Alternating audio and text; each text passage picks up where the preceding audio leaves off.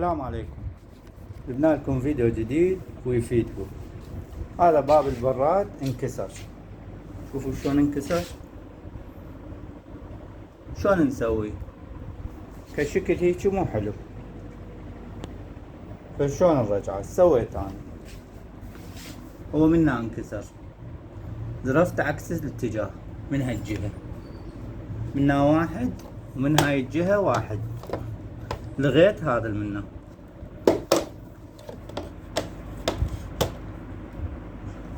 هذا الباب ماله، هذا من تجيبه تقعده هنا ما حيقعد، هنا ما حيقعد لان مكسورة من هنا. شوف ايش سويت له. الباب قلبته، شوفوا الكسر وين صار، وهذا زرف اللي قديم كان وهذا الجديد. راح اقعده واشوفكم. هذا قاعد الباب، هذا الباب قاعد، شوفوا رجع احسن من قبل. والنقشة كانت هاي النقشة هنا، اجت هنا بس صار احلى، انتبهوا صار احلى.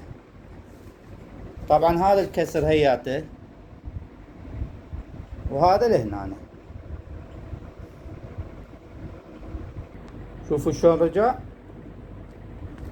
رجع احسن من قبل. هذا كان من هنا اللي كسر انكسر من هنا، هذا ينفتح هيجي وانكسر، هسه رجع احسن من قبل. وهاي القطعة ايش راح اسوي؟ هاي القطعة تجيب امير تلحمها بهذا الشكل،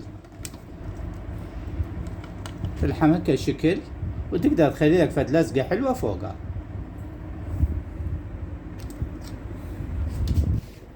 ما يراد شي، كل سهلة، واني بالخدمة تدلل.